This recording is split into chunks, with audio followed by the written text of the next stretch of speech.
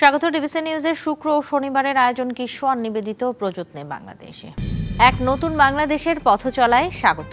জুলাই আগস্টের ছাত্র জনতার অভ্যুত্থানের পর এখন চলছে নানামুখী সংস্কারের পালা। একই সাথে আমরা বিশ্লেষণ করতে চাই কোথায় কি ভুল ছিল। অনিয়ম আর অন্যায়ের বিশ্লেষণও আমাদের জন্য জরুরি। ডিবিসি নিউজের নিয়মিত সাপ্তাহিক আয়োজন কিশোর নিবেদিত প্রযত্নে বাংলাদেশে সবাইকে স্বাগত জানাচ্ছি আমি ঝুমি রহমান। আজ আমাদের অতিথি হিসেবে পেয়েছি এমন একজনকে যার কাছে আমাদের জানার রয়েছে বেশ কিছু প্রশ্ন। আমাদের সাথে স্টুডিওতে আছেন সাবেক পুলিশের সাবেক মহাপরিদর্শক এবং কূটনীতিক জনাব নূর মোহাম্মদ, আছেন নিরাপত্তা বিশ্লেষক অবসরপ্রাপ্ত মেজর রেজাউল করিম। আজকের আলোচনার বিষয় কোন পথে বাংলাদেশ। দুজনকেই স্বাগত জানাচ্ছি আমাদের আজকের আয়োজনে। শুরুতে নূর মোহাম্মদ, আপনার কাছে আসব। একটু এই যে একটি সময়ের পালাবদল সেটি দিয়ে শুরু করতে চাই। একটি সরকারের পদত্যাগ এবং অন্তর্বর্তী সরকারের আগমন, এই আগমনটি একটি গণ অভ্যুত্থানের মধ্য দিয়ে হয়েছে, ছাত্র জনতার আন্দোলন। এই আন্দোলনে আমি আপনাকে সরাসরি যদি আইন শৃঙ্খলা বাহিনীর সদস্যদের ভূমিকা কেমন ছিল আপনার দৃষ্টিতে সেটি দিয়ে শুরু করি। ধন্যবাদ আপনাকে। প্রথমেই যে কথাটা বলবো, এইবার যেটা হলো মানে জুলাই আগস্টে আমাদের, এটা আমরা বলতে পারি ইটস এ সুনামি, একটা সুনামির মতো একটা সাইক্লোন, যেটা আমরা অনেকে বলছি গণ অভ্যুত্থান, আবার দ্বিতীয় স্বাধীনতা, আমরা নানাভাবে ওটাকে চিত্রিত করি আর কি। তবে আমার যেটা মনে হলো, সুনামি বললাম কেন, আমরা মনে হয় আমাদের স্বাধীনতা উত্তরকালে এই ধরনের কোনো ঘটনা কিংবা এটার কাছাকাছি কোনো ঘটনা আমরা দেখিনি। যেভাবে ছাত্র জনতা রাস্তায় ঝাঁপিয়ে পড়েছে এবং একটা স্টেজে তারা তাদের যে লক্ষ্য অর্জন করতে পেরেছে। তো এইখানে যে খুব গুরুত্বপূর্ণ যে কথাটা বললেন, যেটা হলো পুলিশের রোলটা কী ছিল ওখানে। তে আমরা পুলিশকে বলি যে symbol of trust and confidence. একজন মানুষ যখন খুব হেল্পলেস হবেন, অসহায় হবেন, তখনই চতুর্দিকে কেউ না থাকলে শুধু পুলিশকে খুঁজবেন, যে আমি অ্যাটলিস্ট পুলিশের যদি দেখা পাই, পুলিশের সাথে আমার যদি সম্পৃক্ততা হয়, তা আমি আমার কথাটা বলতে পারবো। তো এই বছর পুলিশের অবস্থাটা এমন হলো কেন, এটা একটা বড় প্রশ্ন। যে আমরা বিভিন্ন সময় দেখেছি যে পুলিশ নিয়ে নানা কথাবার্তা হয় এবং বাংলাদেশ পুলিশ প্রতিষ্ঠান হিসেবে আমি বলবো এটা খুব দুর্বল একটা প্রতিষ্ঠান। অন্য প্রতিষ্ঠান, আপনি যদি আমাদের দেশে শক্তিশালী যে প্রতিষ্ঠানগুলো দেখবেন, আপনি যদি কম্পেয়ার করেন তাহলে মনে করবেন যে পুলিশ আসলে খুব দুর্বল তাদের ভিত্তি। এইগুলো আরেকটা যে পুলিশের সুনাম দুর্নাম। পুলিশ বলতেই প্রথমেই যে কথাটা আমরা দেখি যে সাথেই চলে আসে ঘুষ দুর্নীতি বিষয়টা। তো এত প্রতিষ্ঠান থাকতে পুলিশকে নিয়ে এত কথাবার্তা হয় কেন?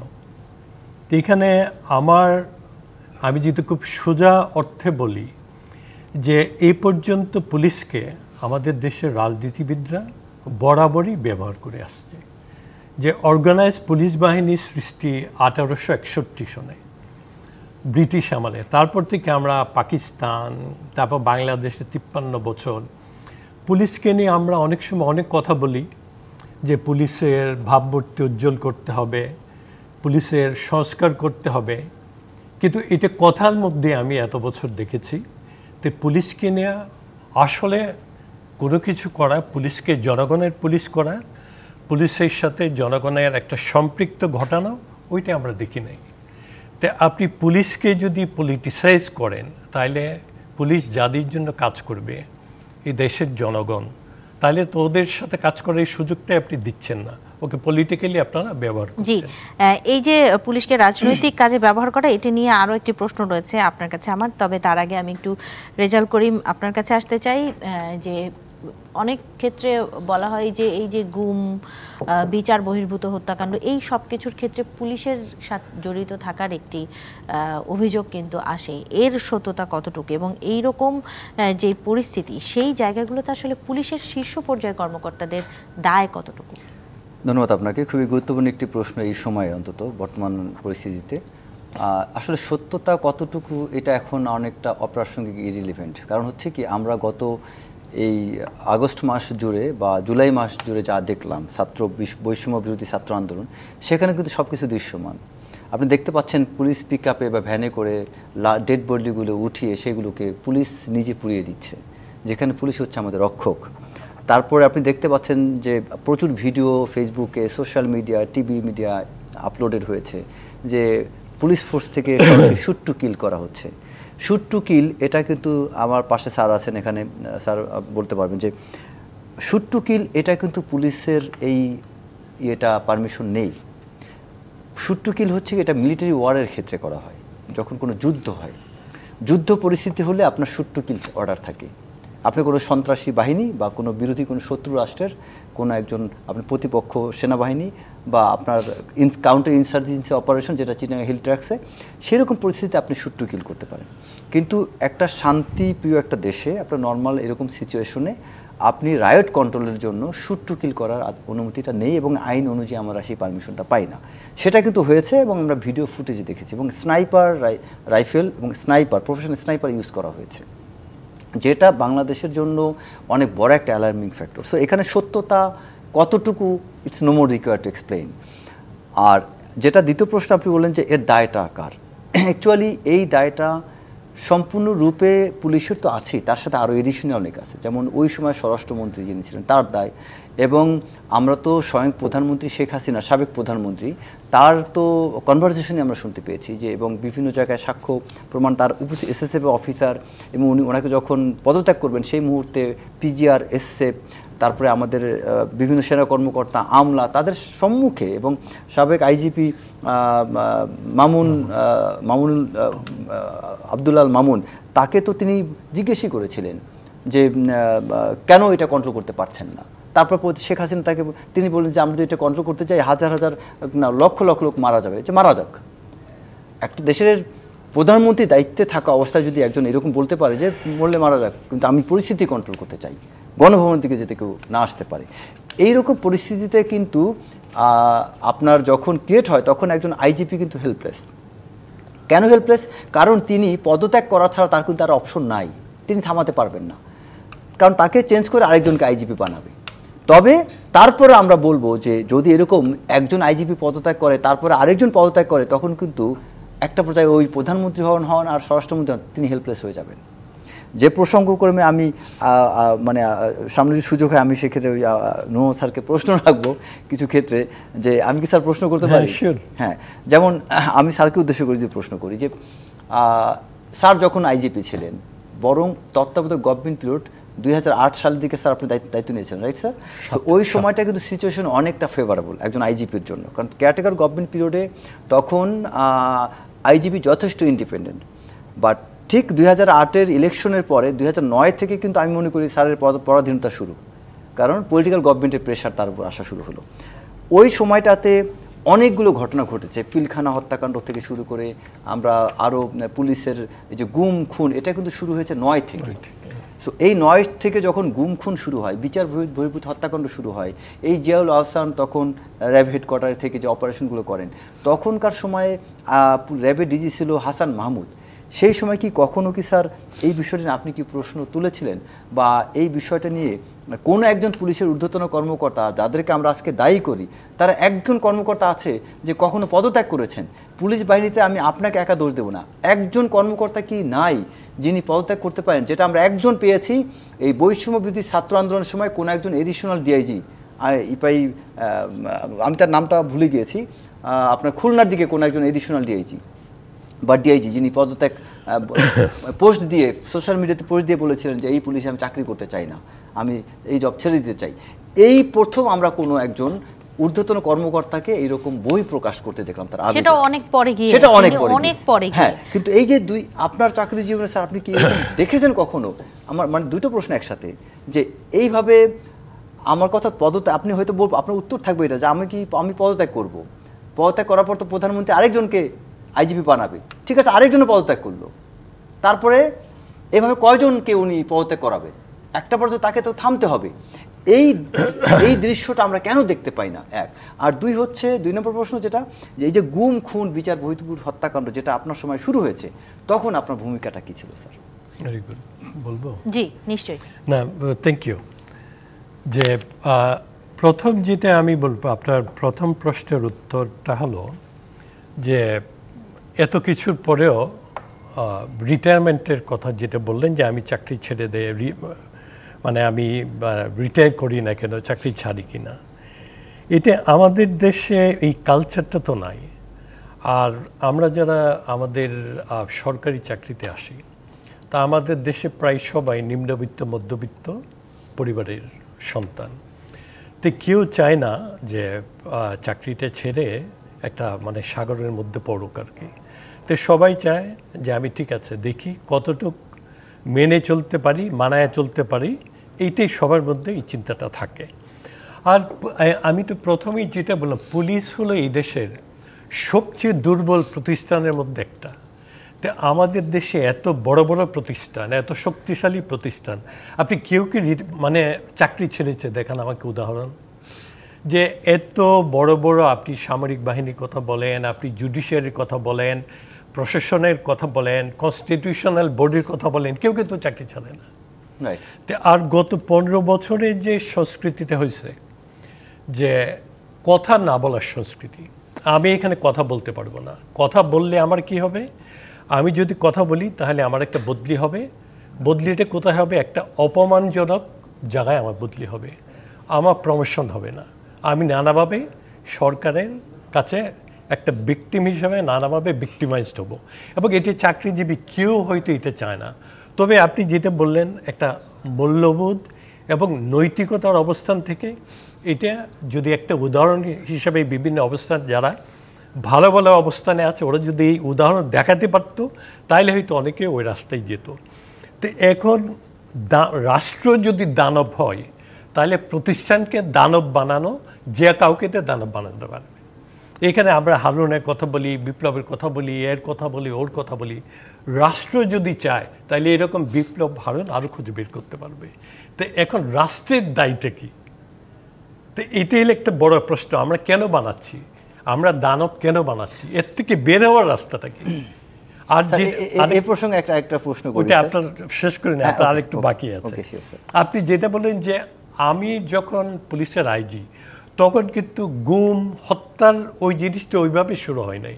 তখন আমরা যেটা দেখতাম, এর আগের সময়টাতে র্যাব প্রতিষ্ঠা হওয়ার পর থেকে যেটা হতো, তখন এই যে এনকাউন্টার এবং ক্রসফায়ারের কথা আমরা যেগুলো বলি, তো এনকাউন্টার ক্রসফায়ার যেগুলো হতো, এইগুলো আমরা দেখতাম যে প্রত্যেকটা কেসের একটা মানে একটা ফাইল থাকতো। ফাইলটা কি, যে মানুষটাকে ক্রসফায়ার দেওয়া হচ্ছে, এনকাউন্টার হচ্ছে, তার ব্যাকগ্রাউন্ডটা কি, তার এগেন্সটে কয়টা মামলা আছে, তার এগেন্সটে কয়টা জিডি আছে, কিংবা কতগুলো তার এগেন্সটে কমপ্লেন আছে, এইগুলো জানার পরে কিন্তু কমপ্লেনটা ওর এগেন্সটে এই ক্রসফায়ারই বলেন এবং এনকাউন্টারে বলেন, এটা সারা দেশ জুড়ে এটি চলমান ছিল। কিন্তু গুম খুনের এটা শুরু হলো অনেক পরে। তখন কিন্তু এটা আমরা ওই ধরে নিয়ে যাওয়া, গুম করে রাখা, এই যে নানা ধরনের ইতিহাস, আইনাগরের কথাবার্তা, এগুলো আমরা শুনি নাই। তখন যেটা পুলিশ যেটা করে, একটা সেল, ইন্টারোগেশন সেল, যে এখানে নিয়ে যাওয়ার পরে তাকে ইন্টারোগেট করা, এইটুকুর মধ্যেই ছিল। কিন্তু বড় আকারে যেগুলো, এখন একজন আপনার আর্মির একজন মানে সিনিয়র কর্মকর্তা, ব্রিগেডিয়ার জেনারেল, একজন লেফটেন্যান্ট কর্নেল, একজন মেজর, তাদেরকে ধরে নিয়ে আপনি মাসের পর মাস, বছরের বছর রেখে। এই প্রসঙ্গে এখন আপনাকে একটা প্রশ্ন রাখি স্যার, যে আপনি যেহেতু বলেন যে এটা দানব রাষ্ট্র, দিস ট্রু, আপনার কথা একদম সবই লজিক্যাল এবং আমি এটা ফুলি অ্যাগ্রি করি স্যার। এবং আপনার সম্পর্কে, আপনার সুনাম, আপনার প্রফেশনালিজম সম্পর্কে আমরা যে কম্পারেটিভ এস্টিমেট করি, সেক্ষেত্রে অনেক আইজিপির তুলনায় আপনার অবস্থান অনেক ভালো।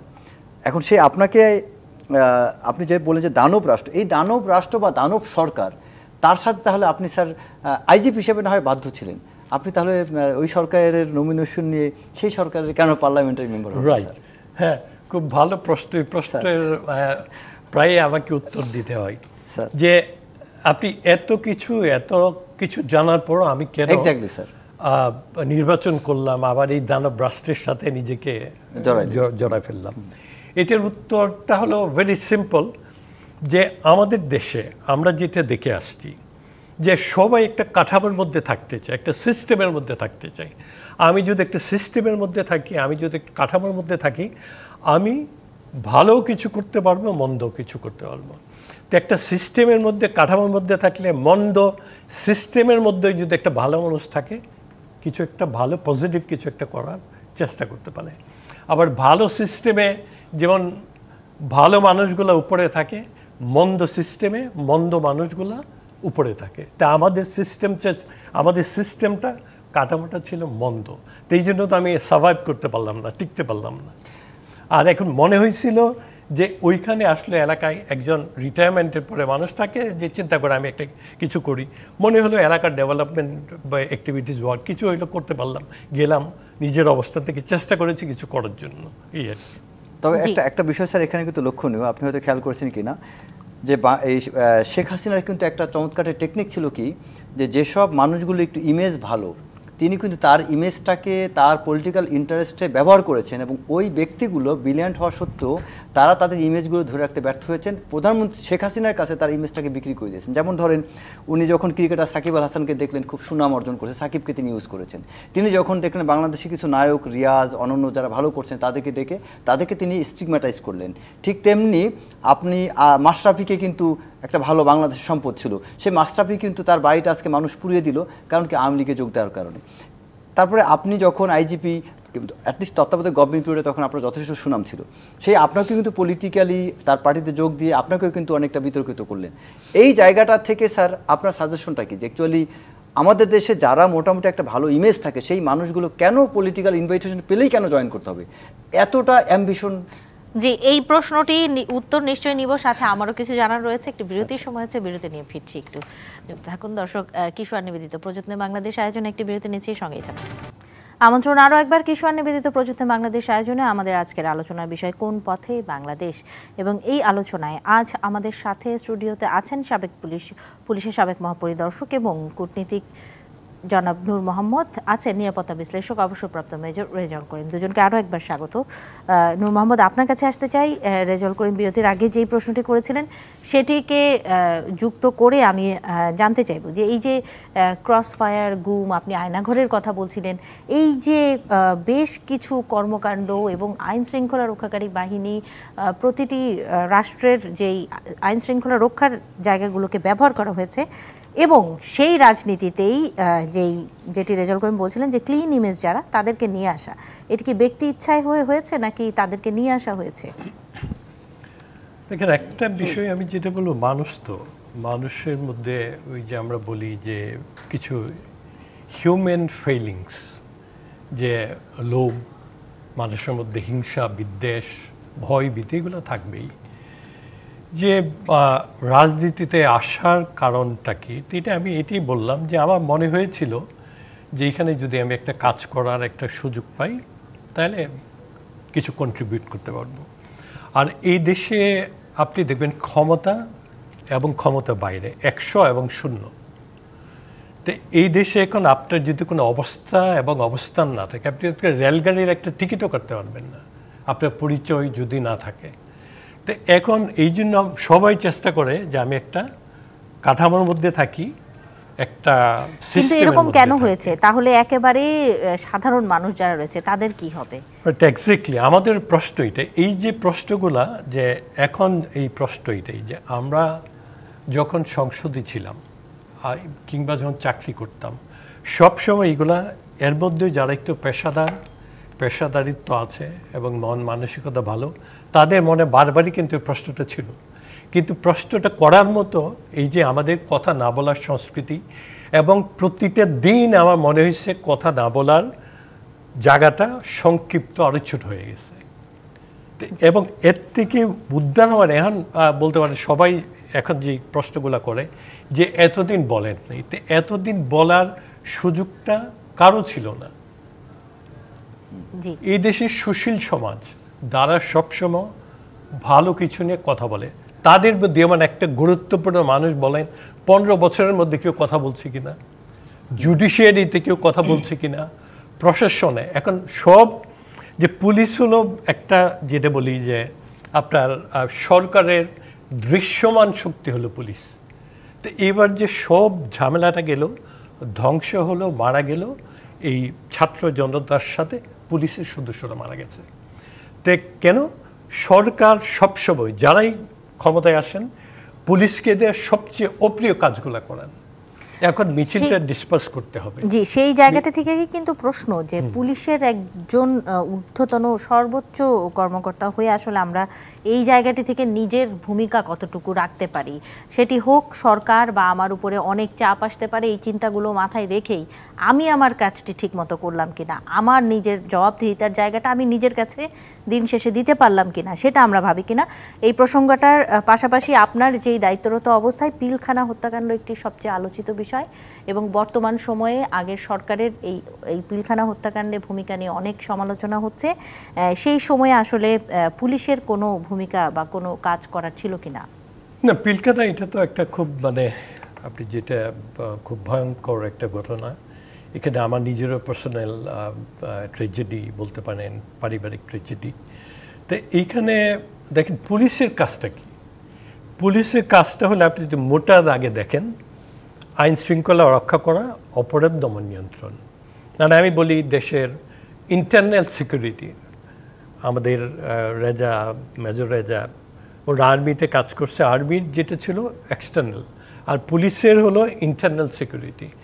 এখানে কিন্তু পুলিশের বিডিআর এটা তো ধরেন এটা আর্মি ব্যাক্ট একটা প্রতিষ্ঠান। এখানে আমি প্রথম যখন আমাকে ফোন করে আমি প্রথম ফোন কলটা পেলাম ডিজি র্যাবের কাছ থেকে যে পিলখানায় গোলমাল হচ্ছে। তারপরে ভিতর থেকে ওই যাওয়ার মেয়ের জামাই ছিল তার কাছ থেকে পেলাম। তো তখনই আমি হাসানকে বললাম ঠিক আছে আপনার লোকজন এখানে যা আছে পাঠান, ডিপ্লয় করুক। তো পুলিশের এইটুকুই হতে পারে বহিরাঙ্গন যেটা বিডিআরের বাইরে থেকে পুলিশ এবং র্যাবের যারা আছে ওদেরকে ডিপ্লয় করা, এর বাইরে পুলিশের খুব একটা করণীয় কিছু ছিল না। এখানে এটা মিলিটারি সিচুয়েশন। এইসব ক্ষেত্রে পুলিশ তো এই ধরনের কাজের জন্য ট্রেন না এবং ডিজাইন না। তো এই কাজটা পুরাই মিলিটারি এবং তারাই, আর যেহেতু এটা নিয়ে শুরু থেকে আমাদের এক্স প্রাইম মিনিস্টার এটা ডিল করছিলেন, এটা নিয়ে কারো বোধহয় কিছু আর বলারও ছিল না, উনি সব কিছু সিদ্ধান্ত দিতেন কি হবে না হবে। এখানে আমাদের খুব একটা করার ছিল। জি, এই প্রশ্নটি নিয়েই আমি রেজাল্ট করিম আপনার কাছে আসলাম। হ্যাঁ স্যার, আমি আসলে এই প্রসঙ্গে আমি প্রশ্ন করতে চাই। আমি একটা বিষয় হচ্ছে যে পিলখানা বিষয় নিয়ে আপনি যেটা বললেন স্যার, যে এখানে পুলিশের, হ্যাঁ আমি এটা অ্যাগ্রি করি যে এটা মিলিটারি অ্যাফেয়ার্স, কারণ এখানে মিলিটারি অফিসার যখন এখানে ভিক্টিমাইজ সেখানে মিলিটারি রোল কামস ফার্স্ট। এবং যেখানে উল্টা হয়েছে যে এখানে আমরা পলিটিক্যাল রোল দেখেছি, এটা মিলিটারিলি অ্যাকশনটা রেসপন্স করা উচিত ছিল, সেখানে মিলিটারি অ্যাকশন হয়নি, পলিটিক্যালি হয়েছে।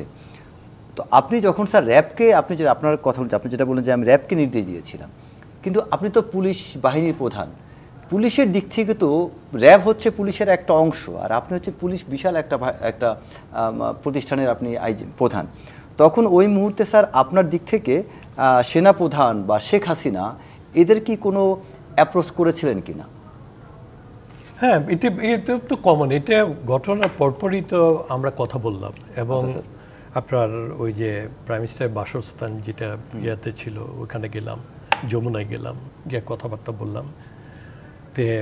কিন্তু আমরা বিভিন্ন ভিডিওতে দেখতে পেয়েছি স্যার আপনি, কারণ হ্যাঁ এটা ডেফিনেটলি আমরা আপনার সাথে সেটা উই ফিল সরি যে আপনার ফ্যামিলি মেম্বার তখন ভিকটিম, আপনাকে we had been watching that you are look very sad, আপনাকে খুব বিষণ্ণ, খুব খারাপ অবস্থায় দেখা যাচ্ছে, কিন্তু কোথাও আপনাকে কথা বলতে কেউ দেখেনি এরকম স্টেটমেন্ট শুনেছি যে উনি কোথাও কোনো প্রতিবাদ করেননি, কোনো কথা বলেননি, বরং এটা অবাক হয়েছে যে এত বড় একটা শকের মধ্যে সে কীভাবে চুপ থাকতে পারলো। এটা আরেকটা স্টেটমেন্ট আমরা পেয়েছি যেটা যে যেখানে আপনার পরিবার এবং আপনি যখন এক পর্যায়ে উদ্ধারের জন্য ভিতরে প্রবেশ করার সুযোগ পেলেন সেই মুহূর্তে আপনি নাকি শুধু মেয়েকে নিয়ে চলে আসছেন, বাকি কাউকে, এটা নিয়ে কেন? এটাই যেমন এখানে এটা প্রথম যেটা বললেন, এখানে কি আদৌ কি একজন পুলিশের আইজি কিংবা যার কথাই বললেন এখানে কি আমাদের কথা বলার আসলে কোনো সুযোগ আছে কিনা? এটা বললাম যে পুরো সিচুয়েশনটা ভোলেটাইল এবং এটা তো পুলিশের কোনো বিষয় না। পুলিশের যেটুকু করা যে আমি আমাদের পুলিশের র্যাব এবং এই লোকাল পুলিশ যারা ছিল ওইখানে লোকাল ডিসি ওরা ওই যে কর্ডন করা এইটুকুই পুলিশের কাজ, বাইরে তো পুলিশের কোনো বিষয় না।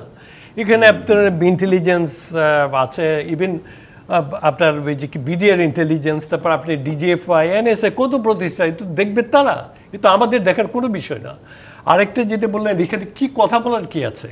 এখানে কথা বলার আদর দিয়ে আমি চিৎকার করে বলতে পারবো যে এখানে হচ্ছে, আমার তো কিছু করার নাই। যেমন আমি ঠিক আছে, যদি আমি এইভাবে ট্রেন্ড হতাম, আমার যদি কাজকর্ম এইভাবে ডিজাইন হতো, তাহলে আমি ঠিক আছে ভেঙ্গে চুরে আমি ঢুকতাম, কিন্তু এটা তো পুলিশের কাজ না। আরেকটা যেটা বললেন যে এই আমরা যখন প্রথম গেলাম এখানে, আমার কাছে একটা জিনিস আমার নিজের কাছেও লাগছে যে এই সিচুয়েশনে ওই যে সিভিলিয়ানরা কেন আসবে, তাদের রোলটা কি, এটা আমার কাছে মনে হয়েছে, এটা আমার কাছে আমি খুব মানে ভালোভাবে নিতে পারিনি আর কি, নিতে পারিনি। এট দ্য সেম টাইম এটাও মনে হয়েছে এখানে আর্মিরা আসছে না কেন। তো এখন আমরা রাত্রেবেলা ভিতরে ঢোকার পরে যে আমার তো ফোন খোলা ছিল, আমার মেন নাম্বারে পাচ্ছিলাম না। তারপরে অ্যাট ওয়ান স্টেজ দেখলে কন্ট্যাক্ট করলো, তো ফেরার পথে কাছাকাছি একটা বিল্ডিং থেকে তখন আমরা বললাম যে ঠিক আছে আমরা এখানে আছি, তুই বের হতে পারবো কিনা। তখন ওর সাথে আরও 2-3টে ফ্যামিলি নিয়ে তুই বেরিয়ে চলে আসছে।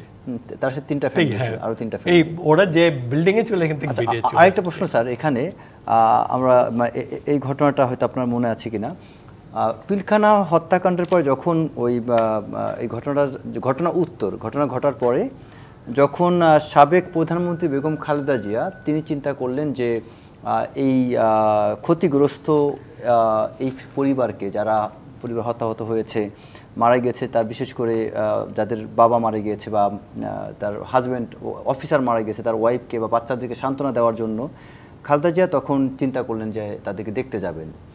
তো সেই মুহূর্তে আপনাকে যোগাযোগ করা হয়েছিল, যোগাযোগ করার পরে আপনি বলেছিলেন যে ঠিক আছে ফাইন, তার আসতে পারে।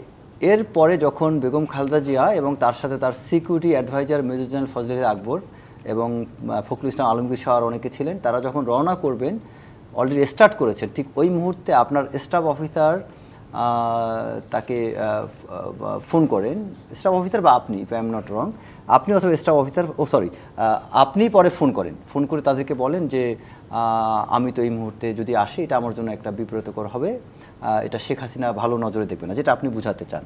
এবং তারা তখন বললো যে ঠিক আছে। ফজলে আকবর আপনাকে বলেছিল যে ঠিক আছে তাহলে আপনি থাকার দরকার নেই, আপনি চলে যান, এখন ওনাকে তো এই মুহূর্তে ফেরানো যাবে না, তাকে কিন্তু যেতে হবে। এই সিচুয়েশনে স্যার একজন সাবেক প্রধানমন্ত্রী, উনি বিরোধী দলীয় নেত্রী, কেন তিনি আপনার বাসায় গেলে সান্ত্বনা দিলে এইরকম একটা অবস্থায়, সেটা কেন আপনার জন্য বিব্রতকর হবে এবং এতটা ভয় থাকাটা কি ঠিক ছিল স্যার? না, এটা তো একটা মেয়ার কাটছি, একজন আপনার বাসায় গেলে আর উনি প্রাক্তন প্রধানমন্ত্রী একটু মিঠার, এটা তো কাটছি, ভদ্রতা, সৌজন্যতা। তো এখন আমাদের দেশের যে ওভারঅল সিস্টেম, এই সিস্টেমে আমাকে যখন বলা হলো যে এখানে তোমার যাওয়ার কোনো দরকার নাই, এবং এটা হোম মিনিস্টার আমাকে বললো যে এখানে বোনরা যাচ্ছে, আপনার যাওয়ার দরকার নেই। তো তারপরে আমার ঘাড়ে কয়টা মাথা আছে আমি যাব, আমার তো বাঁচতে হবে। আপনি হোম মিনিস্টারকে জানিয়েছেন? আচ্ছা, তো আমাদের তো সিস্টেম তো এরকম হয়ে গেছে। তবে স্যার দুঃখজনক অধ্যায় হচ্ছে যে আপনার মতো একজন আইজিপি, আপনি যখন আইজিপি হন তখন আমার পরিষ্কার মনে আছে মোটামুটি বলা বলি হচ্ছিল যে পুলিশ ডিপার্টমেন্ট অনেক পরিবর্তন আসবে, একজন যোগ্য ব্যক্তি আইজিপি হচ্ছেন। পরে আপনি যখন আইজিপি হলেন তখনও অনেক আশাবাদী ছিল। তো আপনার মতো একজন এত ব্রিলিয়ান্ট সাহসী একজন অফিসার যখন আইজিপি হয়, তখন যদি আমরা আশানুরূপ ফল, পরিবর্তন, পুলিশের যে পরিবর্তনটা, সংস্কার যদি আমরা না পেয়ে থাকি, তাহলে আমরা আসলে কার উপর ভরসা রাখবো, এটির আলোচনা করব। এই প্রশ্নটি আমারও রয়েছে। এই বিরতির পরে একটি বিরতি নিয়ে ফিরছি। দর্শক, কিশোর নিবেদিত প্রযত্নে বাংলাদেশ আয়োজনে আরেকটি বিরতি নিচ্ছি, সঙ্গেই থাকুন। আমন্ত্রণ আরও একবার কিশোর নিবেদিত প্রযত্নে বাংলাদেশে। আমাদের আজকের আলোচনা বিষয় কোন পথে বাংলাদেশ, এবং এই আলোচনায় আমাদের সাথে স্টুডিওতে আছেন পুলিশের সাবেক মহাপরিদর্শক এবং কূটনীতিক জনাব নূর মোহাম্মদ, আছেন নিরাপত্তা বিশ্লেষক অবসরপ্রাপ্ত মেজর রেজাউল করিম। স্বাগত আরও একবার।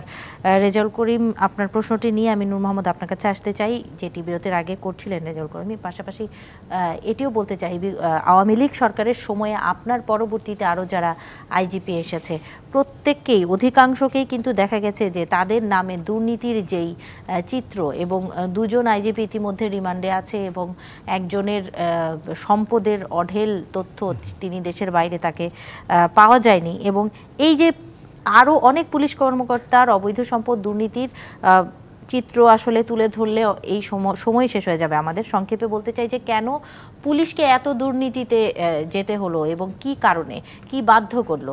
যারা দুর্নীতি ধরবে তারাই কেন দুর্নীতিগ্রস্ত আজকে? এর থেকে মুক্তি কি? না, এই থ্যাংক ইউ। এই প্রশ্নটা তো আমরা প্রতিনিয়ত এই প্রশ্নের সম্মুখীন হচ্ছি। ত্রিপুরা রাষ্ট্র কাঠামো যেখানে দুর্নীতিগ্রস্ত হয়ে গেছে, সেখানে আমি শুধু পুলিশকে নিয়ে কথা বলে কি করব? তো এই শুধু পুলিশকে আপনি ভালো কিভাবে রাখবেন? পুরা রাষ্ট্রের পুরা কাঠামো নষ্ট হয়ে গেছে। তো এইখানে আমরা শুধু পুলিশকে আপনি কীভাবে ঠিক করবেন? তো এইখানে যেটা হয় যে এই ধরনের প্রতিষ্ঠানে যে যা করা যায়, একজন ব্যক্তি যদি একটু ভালো হয় তাহলে কিছুটা হয়তো এখানে পরিবর্তন আনতে পারে। তো এখন পুলিশের বিষয়টা আগেও যেটা বললাম, পুলিশ বরাবরই পুলিশের নামটা দুর্নীতিগ্রস্ত একটা প্রতিষ্ঠান হিসেবে পরিচিত। এখানে মাঝে মধ্যে অনেকে আসছে যারা একটু নিজের পেশাদারিত্ব দিয়ে পুলিশটাকে একটু টেনে তোলার চেষ্টা করছে। আরেকটা যেটা পুলিশকে নিয়ে কারো বোধ ওই ধরনের চিন্তাভাবনা নাই যে পুলিশকে একটু ভালো অবস্থানে নিয়ে যাওয়া। এটা আমি আমার চাকরি জীবনে এবং পরবর্তী সময়ে আমি কোথাও দেখে নাই, কারো কাছ থেকে পাই নাই যে পুলিশ একটু ভালো জায়গায় থাক, পুলিশের সাথে জনগণের সম্পৃক্ততা হোক, এটা হয় নাই। যে ধরেন একটা প্রতিষ্ঠান গড়ে ওঠে কিন্তু অনেক দিনে অনেক মানুষের ঘাম, শ্রম, মেধার মাধ্যমে। তো আপনি প্রতিষ্ঠানগুলো, রাষ্ট্র এবং সরকার মিলে প্রতিষ্ঠানগুলো আপনি নষ্ট করে দিয়েছেন। তো এই দায়ভারটা আমি তো পুলিশকে দিতে পারি না। এখন যখন সংস্কারের কথা হচ্ছে, সেই সংস্কারের জায়গায় আসলে করণীয় কি থাকে? হ্যাঁ, সংস্কার একটা বড় বিষয়, এটা সবসময় শুনি।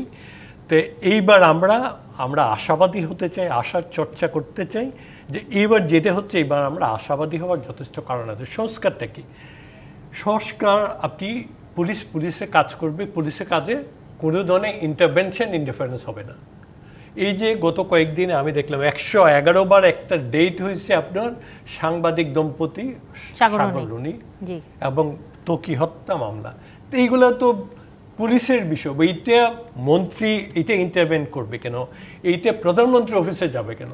চার্জশিট কেন দিতে পারে না? পুলিশকে একবারও কোনো পুলিশ সাহস করে কি একবারও বলতে পারতো না যে আমাকে বাধা দেওয়া হচ্ছে? Hour system does not allow যে আপনি কথা বলতে পারবেন না। এখন এই জন্য তো সবাই কথা বলার একটা সুযোগ দিচ্ছে যে সংস্কারটাকে আমাকে কথা বলার সুযোগ দিতে হবে। আমি ভালোটাকে ভালো বলবো, বন্ধটাকে বন্ধ বলবো, কিন্তু এতদিন কেউ কোথাও কোনো সুযোগ পায় নাই। তখন সংস্কারটা একদিনের আর এক বছরের বিষয় না, এই সংস্কার হয় কিন্তু সারা জীবন ধরে। তা আপনি যদি একবারে আপনি এখন হুট করে আপনি সব চেঞ্জ করে ফেলতে পারবেন, এটা কোনো দিন কোনো জায়গায় সম্ভব না। তবে আমরা আশা করতে পারি এইবার যেহেতু আমাদের একজন বিশ্বনন্দিত মানুষ, আমাদের মাননীয় প্রধান উপদেষ্টা, উনি হাত দিয়েছেন ওনার উপদেষ্টা মণ্ডলী নিয়ে, এখন আমরা একটু আশাবাদী হওয়ার জায়গা। জি, একেবারে রেজাল্ট করি একেবারে শেষ পর্যায়ে চলে এসেছি। আমি একটু জাস্ট স্যারকে ধন্যবাদ। একটা জিনিস বলবো যে অ্যাকচুয়ালি এই মুহূর্তে আমি মনে করি স্যার আপনাদের মতো যারা আছে তাদেরকে এই সংস্কারমূলক কাজে এগিয়ে আসা উচিত, এবং বিশেষ করে প্রধান উপদেষ্টার কাছে আপনাদের অ্যাপ্রোচ করা উচিত, আইডিয়া তাকে শেয়ার করা উচিত। এবং আমি আরও মনে করি যে সাবেক যারা আইজিপি আপনারা আছেন, বিশেষ করে যাদের গ্রহণযোগ্যতা একটু বেশি, সাবেক যতজন আইজিপি আছেন কয়েকজন অলরেডি দেশ থেকে ভেগে চলে গিয়েছেন বা আসামি, তারা না, আপনাদের যাদের গ্রহণযোগ্যতা আছে, they should go to our chief adviser, স্বরাষ্ট্র উপদেষ্টার সাথে কথা বলা উচিত, এবং পাবলিক বিশেষ করে সরকারের যে ইন্টারফারেন্স, পলিটিক্যাল পার্টি ইন্টারফারেন্স, এটা টোটালি বন্ধ করা উচিত। আর আপনাকে একটা জিনিস ধন্যবাদ দেবো স্যার, যে বিশেষ করে আমি জাস্ট কথা বলতে বলতে চিন্তা করছিলাম যে আপনার সময় থেকে শুরু করে এই পর্যন্ত যতজন আইজিপি আছেন, কেউ হয় দেশ থেকে পালিয়ে গেছেন দুর্নীতির বোঝা নিয়ে, অথবা কেউ অ্যারেস্ট হয়ে আছেন। সো তার মধ্য দিয়ে আপনার সৎ সাহস আছে বলে আপনি এখানে আমাদের মুখোমুখি হয়েছেন, এবং সো আপনাকে এই বার্তাটা দিতে চাই যে আপনাকে অভিযুক্ত করার জন্য কথাগুলো বলা না, এটা হচ্ছে অনেকগুলো কোয়ারি ছিল যে আপনার প্রতি আশা ছিল মানুষের যে এই জিনিসগুলো আপনি হয়তো করতে পারবেন। তো সেটা আপনার মতো মানুষের সময় যেহেতু এটা হয়নি, তাই অনেক মানুষ এটা আশা হতো, আপনার মতো মানুষ থাকবে বলে নিশ্চয়ই আমরা উত্তর চাইতে আসতে পারবো। সেটার ফলাফল আমরা দেখতে পেয়েছি, আপনি পরবর্তী আইজিপিরা যা যা করেছেন, এবং যদি আপনি ওই মুহূর্তটায় অন্তত আপনার উত্তরসূরীয় পূর্বার কাউকে দিতে পারতেন বা রিকমেন্ড করতে যে পারতেন, নিশ্চয়ই পরবর্তীতে এই বিষয়গুলো মাথায় রাখা হবে। আমাদের আয়োজন একেবারেই শেষ, আমরা ধন্যবাদ জানাচ্ছি দুজনকেই সময় দেওয়ার জন্য। শেষ করছি আজকের আয়োজন। দর্শক, কিশোর নিবেদিত প্রযত্নে বাংলাদেশ আয়োজনে এই ছিল আজকের মতো।